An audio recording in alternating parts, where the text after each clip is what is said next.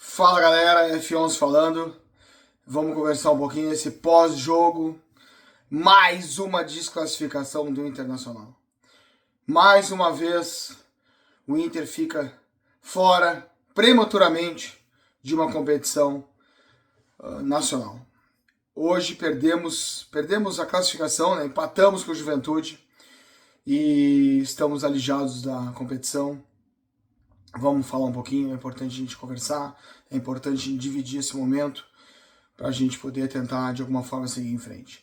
Mas eu peço aí, deixe seu like, se inscreva no canal, venha para cá, venha para nossa comunidade, para esse canal de Colorados e acione o sino para receber notificações e deixe seu comentário para a gente conversar sobre o nosso amado e estimado Colorado. Mas vamos lá? Vamos conversar? Precisamos conversar? Solta a vinheta!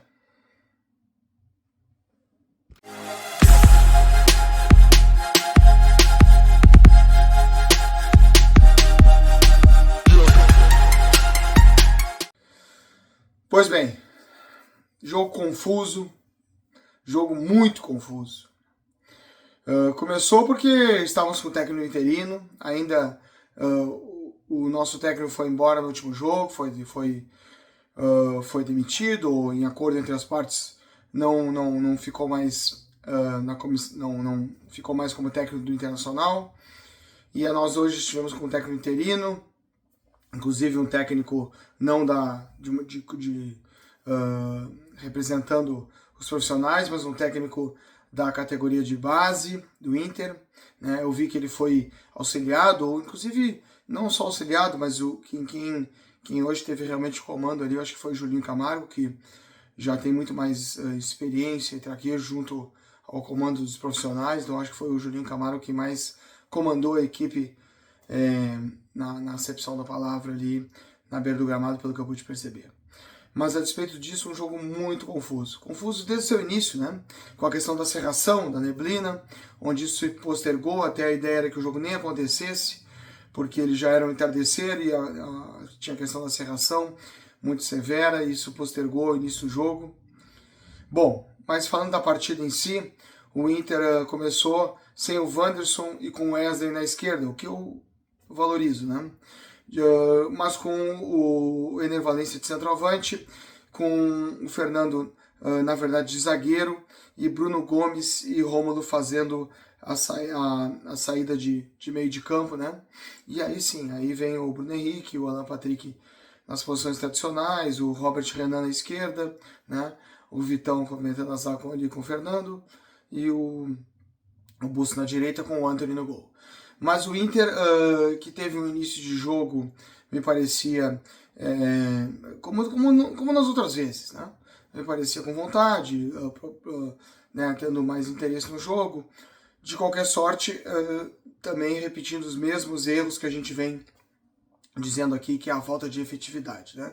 E propiciando, sempre que o adversário fosse o ataque, um perigo ao gol do Inter, né? Bom, e aí tivemos o jogo dessa maneira, se repetindo, né? Mesmo repertório dos últimos jogos do Inter, inclusive o mesmo repertório do jogo do Inter no Beira-Rio, a despeito dessa pequena mudança na formação do Inter, com o Wesley pela esquerda, né? Reforçando ali o meio de campo.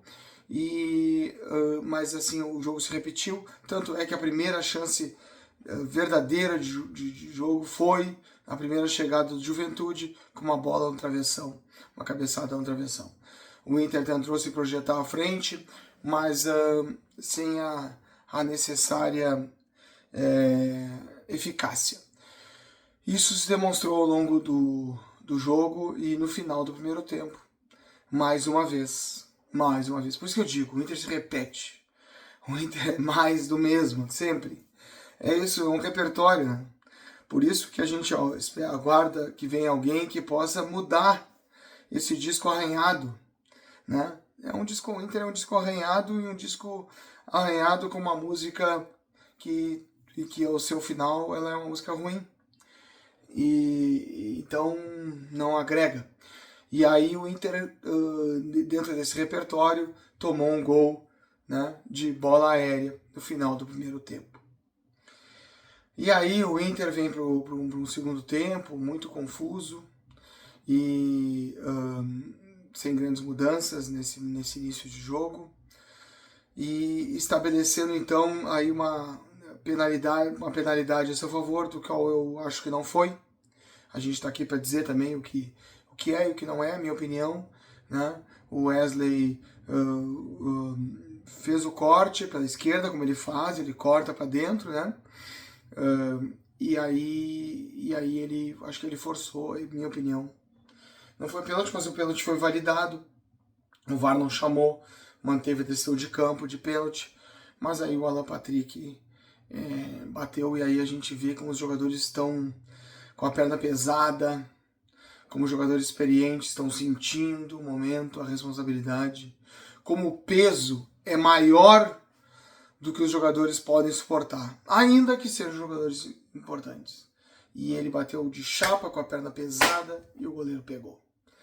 E assim o Inter permaneceu perdendo o jogo.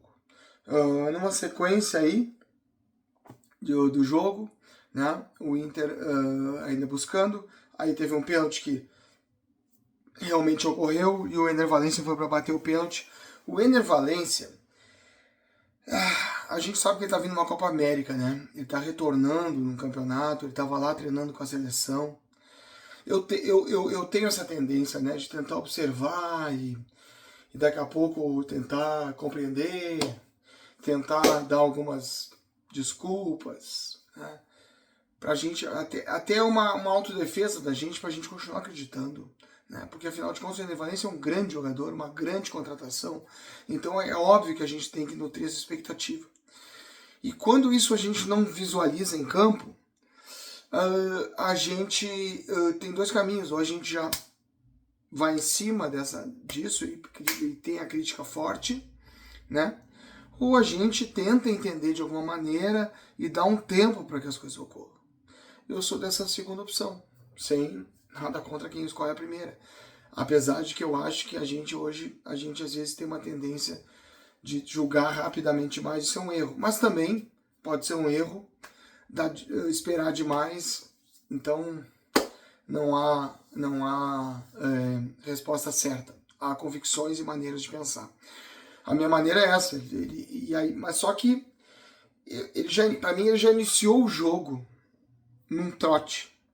Ele não iniciou o jogo. Eu via pela disposição na marcação da saída do adversário, de receber a bola. A gente já conhece um pouco do Ener Valencia. Eu achei desde o início ele abaixo. Desde o início ele trotando. Desde o início ele comparecendo no jogo e fazendo aquém do que ele pode. Fazendo o que eu já vi.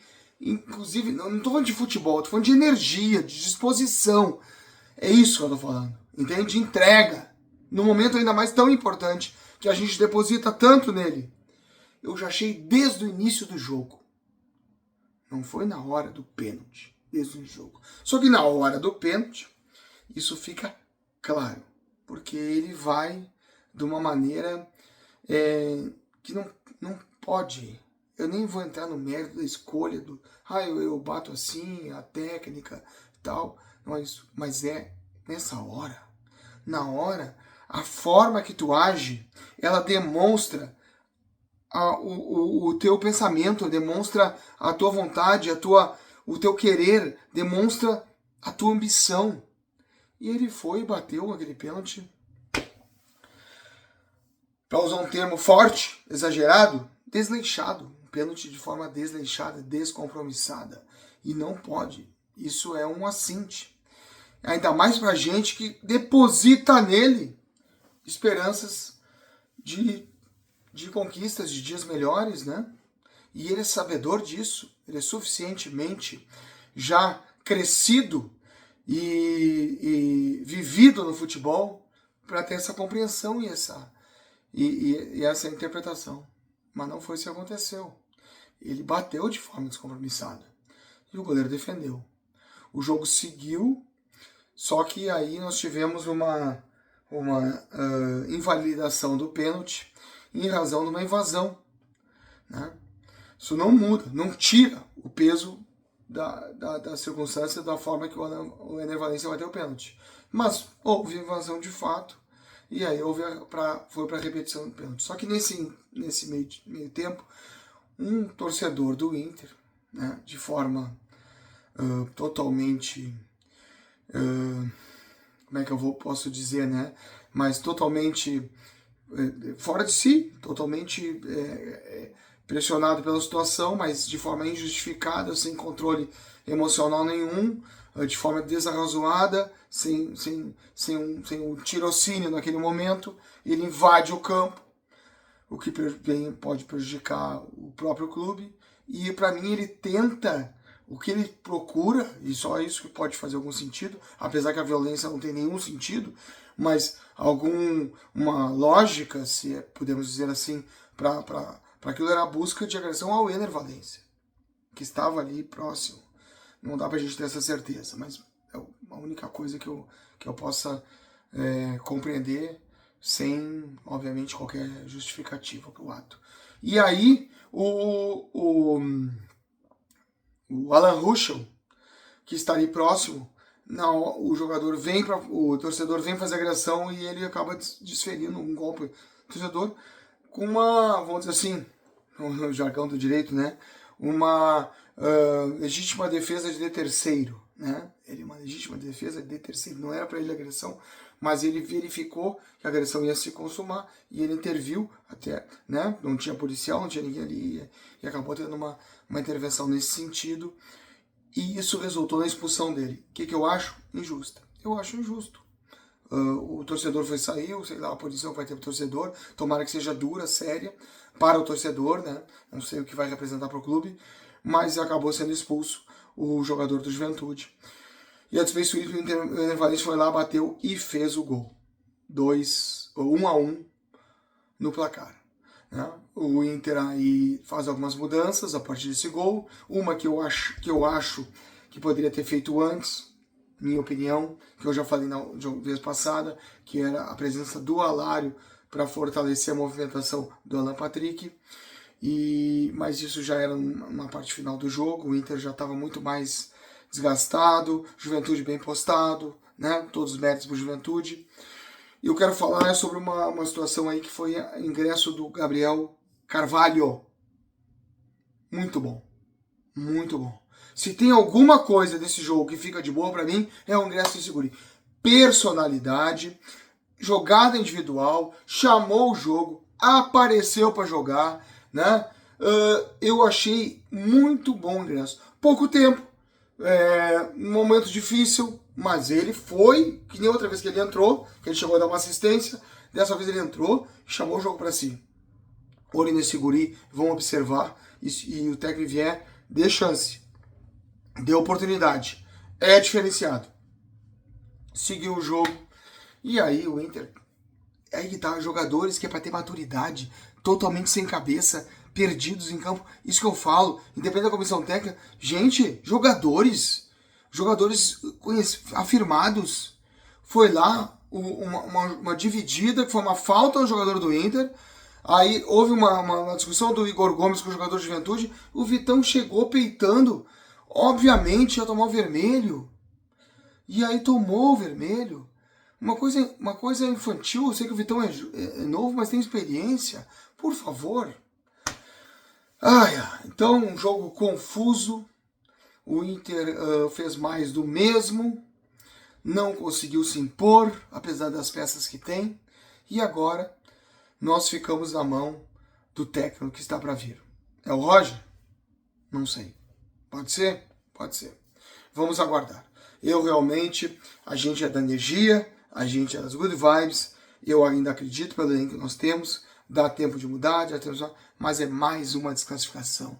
Estamos fora de mais uma competição. Isso não é bom. Isso, para o nosso clube que é gigante, não é bom para o elenco que nós temos. Mas vamos lá. Temos que persistir, aguardar o próximo enfrentamento, que agora é pela Sul-Americana. Fora. Teremos viagem, mas teremos que ter vergonha na cara e tentar ver se o técnico já vai estar pronto para tentar fazer alguma mudança nesse elenco que pode muito mais do que tem demonstrado. Vamos lá, Dário Colorado, a vitória!